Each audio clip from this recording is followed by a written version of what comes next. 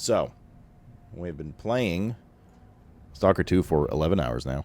I want to throw a little video together, a little highlight thing, just like we did with Dragon Age 2. Just say where my thoughts are and what I think so far. So that when people usually want to know these things, just in general, but especially on the games, like a big anticipated game and have some controversial reviews and stuff like that. So we're not going to take long here. We're just going to... All right? Good stuff in the game. Atmosphere, graphics, immersion, and a big nod as well to like weather effects. All fantastic. Like they absolutely nail the being in like the zone, being in this like post-apocalyptic, crazy, anomaly Chernobyl area. It's very good. It just nails it. Immersion's awesome. Story is still developing, so not good, not bad yet. It's too early to say, but so far it's okay. Side quests have been all right, not bad. There's enough variety. There's not too many of them. Mostly like kind of go here, kill or fetch, but they've been okay. Definitely some branching story options, which is cool too. A lot of options to side with different people that, it was like, go kill this guy, and then he makes you a deal or reveals that the other guy's actually bad or they're both bad, and then you kind of choose what to do. And you can follow different storylines, which I guess is a bit like the first games too.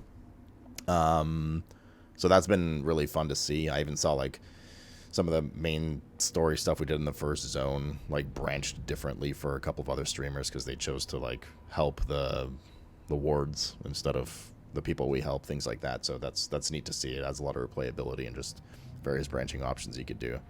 Audio design has been solid.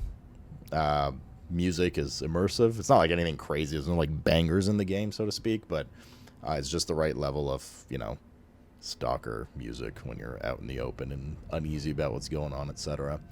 Open world has been generally good. I'm usually a big stickler for open world stuff, so the open world's been nice. There are some issues with it, obviously, and we'll get to those in a bit, but generally the open world with the graphics, immersion, exploration, etc. has been a win for me. On the note of exploration, the looting has bτην mostly good. A lot of fun, like dopamine hits.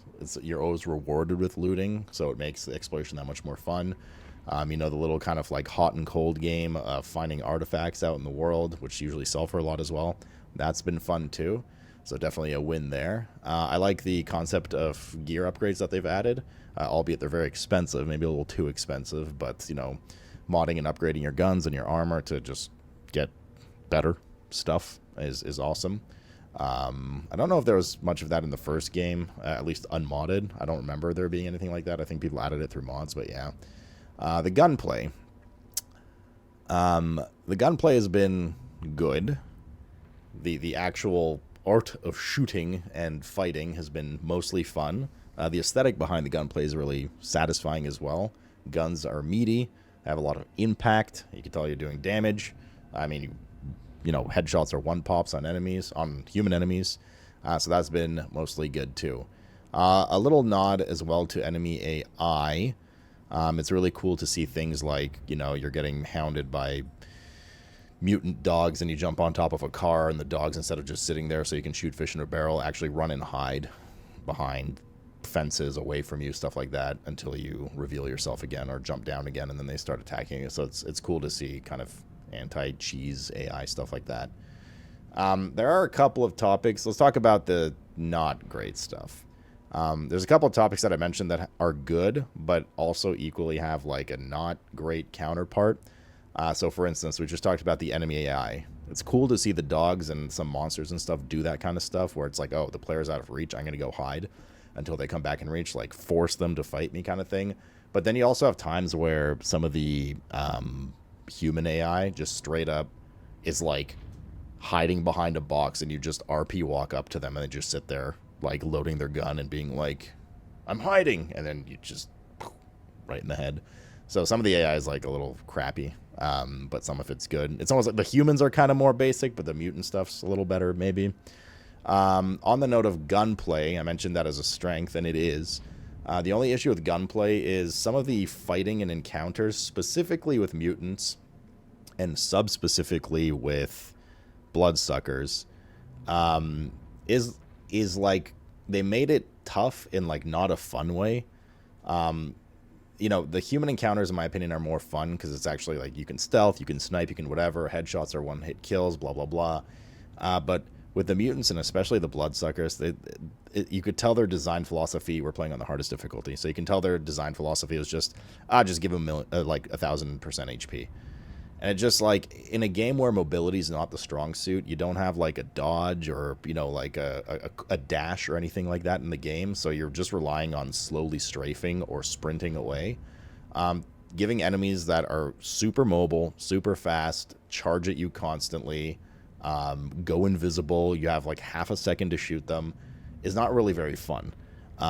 You're just basically strafing shotgun for like 10 minutes against... especially early on against bloodsuckers. So they basically gave bloodsuckers and a couple of other, well, mostly bloodsuckers, although all the mutants are kind of the same. They charge at you, you strafe left. For some reason, strafing right doesn't work. Right, they always hit you, but left does work. They charge at you, you strafe left, shoot, same thing, rinse, repeat. Boars charge you, dogs charge you. Bloodsuckers, I mean, they run around, but ultimately they do charge you in the same fashion. It's the same thing like every time. So it gets a little boring as a result. Not very fun. Especially with the bloodsuckers, like I said, they're so mobile that basically they built them to have a moveset that would be really nice to have a dash or like, you know, a quick dodge or something like that, because that would be like good to outplay them with and skillful outplay, but you don't have that, so you're kind of just stuck with this little going around in circles until it dies thing. And then the other good stuff I said that does have like a little negative counterpart in my opinion was the exploration / looting aspect. It has been great. The only kind of meh thing, dissatisfying thing, was with the looting. You often find big stashes or like big chests for like RPG terms and stuff like that. That you get from breadcrumbs that you find in like a secret note that's like in a big hidden spot, and you get the sense of satisfaction of like, oh, I found something big, you're about to loot it. And then when you do loot it, it's just like 98% of the time it's just ammo and food. So it gets a little like that moment of like, oh, I found something rare and secret. It's just like, nope, it's just more ammo and food and med kits that you find in all of the other containers in the world. It's just in this one there was 3 times the amount, and you're like, okay. Now, a couple of people have said that as the game goes on, you'll start to find more mods, more guns, stuff like that. So I'm hoping that's the case. 11 hours in, I think we found like 2 mods. We found like a silencer and a mag, like a high mag, and that's about it. So we'll see if that changes. But yeah, it's been fun, but definitely a little deflating sometimes. Because it's just, you want that big... Like, it's fun to find little chests and stuff everywhere, which you do. But when you find the big stuff, you're hoping for something more than just the same things you always find all over the place. So those are the kind of, like, good, but, like, has a little bit of bad kiss curse stuff. The stuff that's not great. Let's just lay it out real quick, all right? English voice acting, not ideal. To which I know the answer is, well, why didn't you just play in Ukrainian? It's so much better. Because I'm a streamer. And people listen to the stream and don't always watch. So if there's a bunch of Ukrainian voices, it's much harder for them to follow along. That being said, some way you can remedy this if you buy the game is just play with Ukrainian voice acting. It's apparently much, much better. The enemy variety so far, I usually don't like to harp on this too much early on in the game because it could change, but I know in the first Stalkers, 15 whatever years ago, it was an issue. Enemy variety is definitely pretty friggin' lacking. It's like the same 5 things. It's like humans, bloodsuckers, boars, mutated boars, dogs, mutated dogs. Am I missing anything? I might be missing one. It's been 11 hours. It's the exact same enemies every single time. Oh, sorry, and there's also anomalies. There's like the poltergeist guy that like can pick objects around and throw them at you and stuff. Oh, good. My cat just walked behind the monitor, and now my monitor went off, so I don't know where my notes are. Oh, no. Thanks, little one. You just made my day so much easier. I'm waiting for my monitor to turn on. So, enemy variety, I don't want to harp on it too much because it's a big game. There's going to be a lot of game left, and I'm looking forward to it. She just like shorted my monitor. I can't turn my monitor back. Oh, there we go. A second. Okay, finally. So I don't want to harp on it too much, and we're gonna do probably maybe a mid, but definitely like a follow-up video at the very end. We'll see how it is by the end, but right now it's not looking too promising 11 hours in terms of enemy variety. We'll get some other just things that most people are complaining about. Performance. The performance is a little weird. It's certainly not great. It's not great. I expected it to be way worse. FSR whatever frame gen has actually just like doubled my FPS. It worked really well for me. So for the most part, actually my frames have been great in the game. Only when we get into like major villages, towns, whatever, they go kind of like 50 to 60. I'm playing on all high graphics on the 3090. You can go to the Twitch chat !PC and you'll find the specs there. But it's still not ideal, and even when it's reporting like 70 to 80 FPS, it still feels like not really 70 to 80 FPS. That just might be the tech that goes behind it, but either way, not ideal, especially if you're on like a mid to lower end systems. There were some people saying yesterday with like 2K series cards, they literally just couldn't play the game because they were getting like 5 FPS lag spikes and stuff like that because of VRAM. So, second one, bugs. Now, once again, I feel I've lucked out personally with bugs. I can't even. We've come across some very minor bugs, like my crosshair on my pistol disappearing until I ADS again, things like that. Not many. So it's actually been. If I didn't know that a lot of people were complaining about bugs, I would say like it's actually been pretty good. But apparently there are, just general warning, a lot of bugs, especially in the second half of the game, which we're not there yet. Like game-breaking bugs included, like things like your save files being deleted after a crash, things like that. Fortunately, we have not encountered that, and hopefully we don't. But that is apparently a thing. The last big thing I need to complain about, because it's driving me insane, the culmination of the inventory, stam, travel time, gear repairing, all that kind of stuff, because it all ties together to the same thing. They need to, I know it was like this in the first game. I don't care. That was 15 whatever years ago. They need to increase inventory carry capacity, like carry weight limit, like 4 or 5 times. It's insane.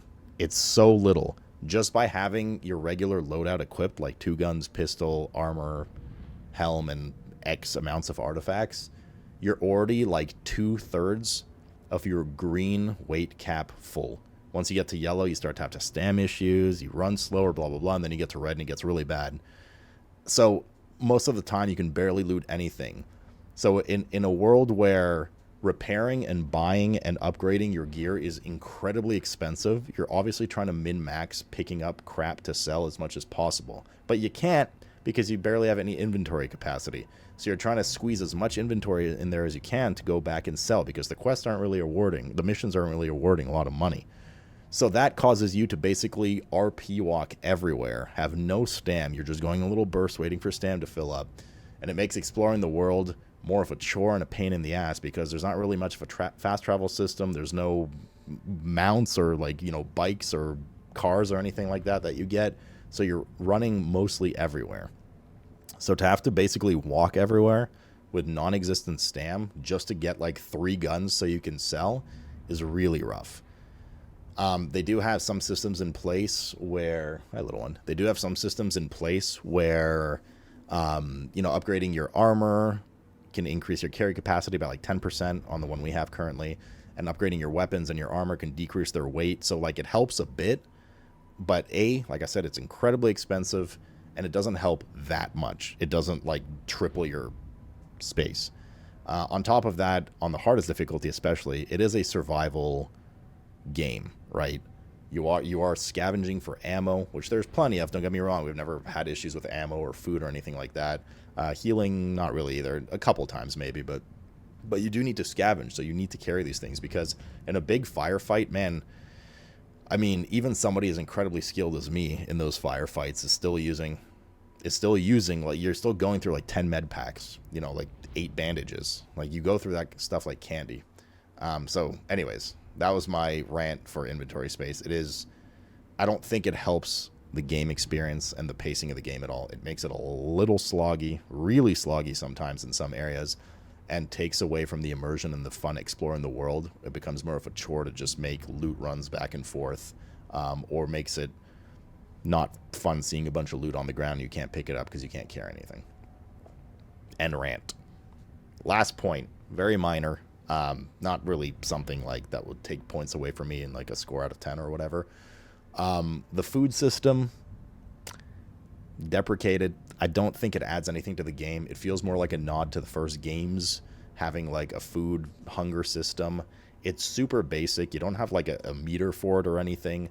It's basically, is there a little chicken turkey drumstick icon above your health bar? That means you need to eat bread or sausage or canned food.